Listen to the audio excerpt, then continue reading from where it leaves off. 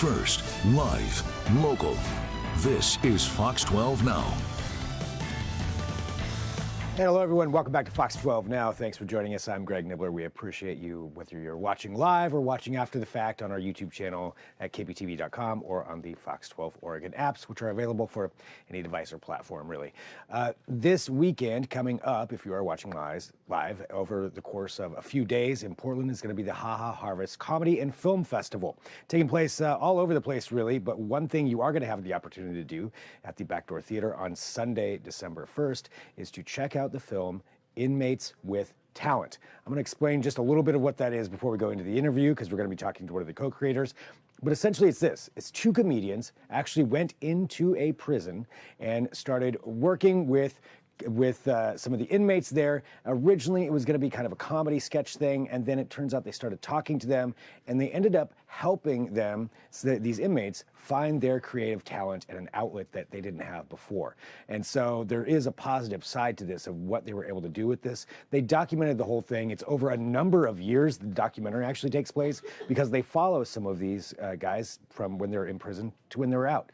And we talk all about that with Johnny Collins, again, one of the co-creators of one of the two comedians who went into this prison a number of years ago. And that's kind of where we start off, just so you have that basic understanding, a really fascinating concept, and we get into it right here. Yeah, we did a comedy documentary in a prison. We got unprecedented access. The movie includes Ice-T, who narrates and does some on-camera stuff as well.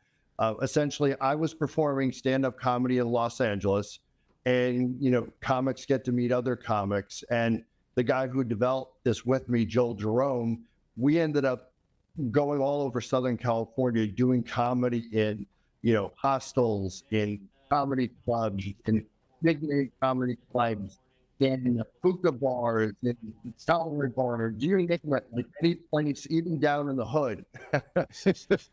I would be down in the hood, doing comedy, any place that's actually, you know, speaking of life. And so we came up on the idea that, hey, why not go into a prison, right? That's probably one of the more challenging environments to try to take the stage and make people laugh. So basically that rolled into a comedy documentary.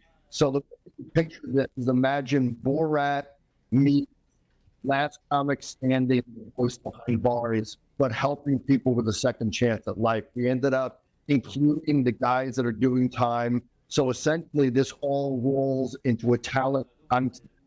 They let us like run them up in the prison, sort of like Borat and Jackass, doing things you've never ever seen in a real prison among 2,000 convicts.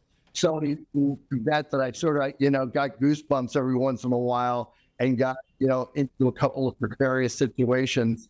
But, you know, you had to push the envelope and you had to do some crazy fun things in order to get these guys to sort of drop their guard. We interacted with them. Just being real funny allowed them to open up about their lives, talk about their past sins.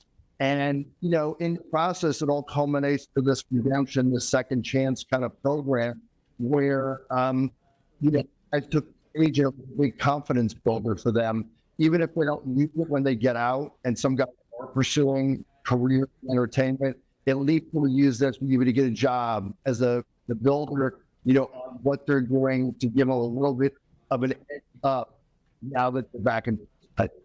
So yeah, building their confidence, and I would imagine as well, you know, being part of that and having something positive in the middle of all that potentially, I would assume, pretty negative environment. But a quick question though, just about this. So you're talking about being in there filming with them. So were you embedded basically within the prison, or you would go there and spend a whole lot of time with each one of these inmates, just as like as part of a class or a program? So we would spend all day doing this, and then we didn't sleep there, although there is a practical joke where one of the comics wanted to stay a Sunday night in prison just for material. A professional comedian, his name is Steve Wilson. And we played a prank on him, basically giving him the impression that, like, okay, here's your bed. He thought we were staying in the prison as well. And then when he found out we were going to the motel, he's like, y'all going to the motel? I'm going back to the motel. Yeah, so, you know, anyway, but that's the sort of thing. But they sort of just kind of let us That's why the comparison of like Borat or Jackass, they sort of let us do things you would never, ever see or ever seeing in a prison, which is sort of just kind of run willy-nilly around, interact. I get a German Shepherd that attacked me in one scene. I have a situation where I lost a bet and I actually wear juicy sweats with juicy written on your butt. And so I had to play basketball and do things, in the yard, while the inmates are all looking at me funny. So there's a lot of things like that are sort of over the top. I wrestle a female correctional officer, things of that nature that really kind of added like a uniqueness to this project, not just putting a mic in front of somebody's face and say, tell us why, you did what you did or why you're in prison. Yeah, I mean, that seems like that would take a pretty. I mean, I got to be honest. I can't picture normally a penitentiary allowing someone to come in and do that kind of thing. So that seems like that was a pretty trusting thing on that end as well. Yeah, I have to give a lot of credit to the Indiana Department of Correction. They have a very progressive approach to helping people turn their lives around. And we presented them with a proposal, sent them comedy tapes, not just to myself, but the rest of the professional community, and basically kind of made a presentation to them to say, hey, we'll go in there, but in order to do this, I think we have to do something unique. I never done time in prison. My partner that is involved with this spent some time in jail, but never did hardcore prison time. So we don't have street cred from that standpoint. And somehow the prison was pretty rude. And part of it too, I think they sort of just kind of rolled with it as we rolled with it. And sort of things worked out well. I can't tell you all about what happened in the movie upcoming weeks or months. Well, and this was hours and hours of filming. So you were in there, you get to know some of these inmates, and some of them, I hate to word hard time, but they've committed some crimes, and they're in jail, and you start interacting with them. What was their first real response, I guess, to you being in there? Good question. One thing too is that we really try to focus on guys that were mostly non-violent offenses. Yeah. Critical fights, things of that nature. And also people that were definitely going to come out back in society, kind of sort of your thing. So those are the core things. Another part of your question was? Well, my question was, I guess, what was the response of the inmates when you, the people who were, the inmates of the prison, when you first came in there and started interacting with them and doing these things? Yeah, that's a good question. That's why when we first went into the prison, I started doing kind of over-the-top crazy things. And as you can imagine, word spreads quickly in prison. So they had heard, like, I jumped on top of the scanner that you have to go through just to get through, even people visiting. And I put my whole body. Imagine putting your whole body on like an airport scanner and going through the thing. And my body shows up, a lot of my body. So they had heard that. I jumped on top of a table in the cafeteria with a bullhorn trying to recruit people. It started goofing around with them. So they got real fast up, wow, this guy has balls. This guy is going to be over the top and push the envelope. And we all laughed together, and I just showed them, hey, I'm real. And I was just, so I think based on that, based on my partner, Joel Jerome, they sort of kind of created, kind of a connection with these guys when they gave us the space to want to relate, open up about their lives, and proceed with the talent contest. So you built that trust with them, essentially. Yeah. That they're like, okay, this dude's kind of nuts, but I'm going to trust him and be able to open up like that. And so once you're in there and you're talking to these guys, how do you start approaching them to figure out what they're? And I know this is part of the movie, but so don't give everything away. But how do you start approaching some of these guys to be like, hey, tell me about your talents. What is it that creatively that you are most interested in? Yeah, so basically we focused on singing, spoken word, and comedy. There's a lot of comedy in it. We opened up to other talents as well, but for the most part, we really focused in those three categories, and especially award winners in all three categories: comedy, singing, spoken word. But again, guys had the freedom to kind of do things. And again, we auditioned guys in kind of the normal environment you would see on some of these talent contests shows, like standard traditional, kind of like sit down and talk. But there were also things, we're going to the dorms, we went yard, do it in the cafeteria. So that was another way to engage them kind of unconventionally and let them help and trust us and not hate. And what was you get these guys, they get comfortable, they start doing this, and then let's talk about, what happens next after they maybe discover that they have a really good skill at stand-up comedy, or they have, a knack for it, or even just that's something that they're interested in. How do they take those? And then I guess, did you follow them after they got out of prison and once they had these skills? Yeah, that's a good question. I think a lot of them, felt the energy and the burst of kind of confidence, on the heels of the production, not to mention it helped ease tensions in the prison system because there's a lot of fighting, as you can imagine, in prison. Yeah. And then some of these guys, got out and started pursuing, and I won't give away the movie kind of, what they've done relative to their particular skill set and talent.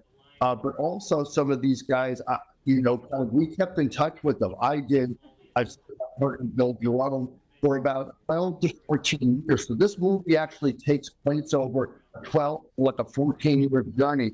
Because what we did was, rather than bring the movie out after we went in a number of times, we said, let's wait for these guys to get out of prison to see if some of them succeed, some of them fail, some of them fail, get back out, or they go back to prison. So this is like over a block of over a decade.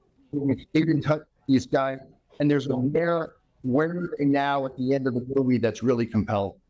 That's so fascinating to see, how these guys, what happens with there. And again, we don't want to give away the movie, but without giving away the movie, for you, what do you think is one of the biggest things that you learned that other people should recognize maybe about people who are in the prison system? Yeah, that's a good question. I think, at the end of the day, we're all human beings, right? Not to justify or condone what somebody may have done to hurt another individual or hurt themselves or, break the law.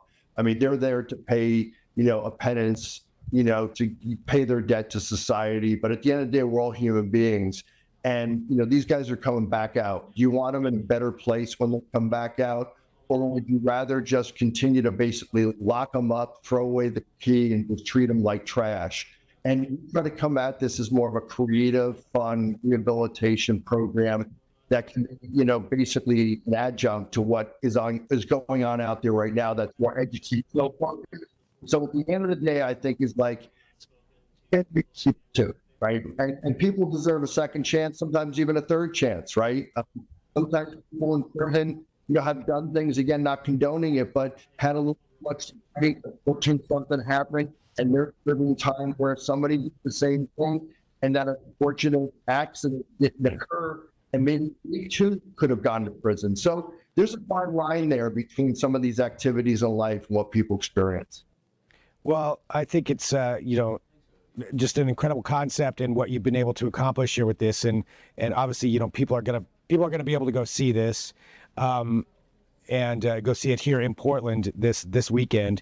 And I want to give everybody all those details. But before we go to that, just, one other thing with it, talking about all these guys in prison. So you are still in contact with them.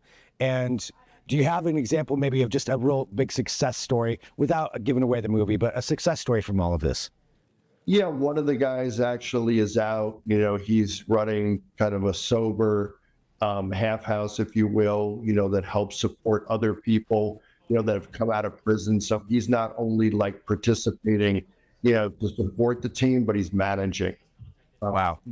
Particular business unit and working in conjunction, with state representatives. So he was hired, by state representatives even to help kind of not just manage it, but grow the program and support. And it's very inspiring when I hear what he has done to support a lot of the people that are doing time. And here's a guy that, had, broke the law, went back to prison, got out, broke the law, went back to prison. But now he's been sober for a number of years and it's been on the right side of the law. So it's inspirations that are even above and beyond. And I won't give away the entertainment aspects of it.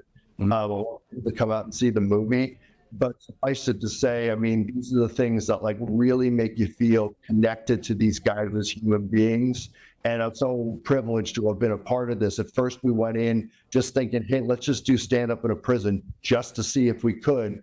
And that rolled into, hey, what's really more important is what these guys are doing and try to give them a lift in life. Amazing. Well, Johnny, let's tell everybody when, where, and how they can watch it here in Portland for this coming weekend.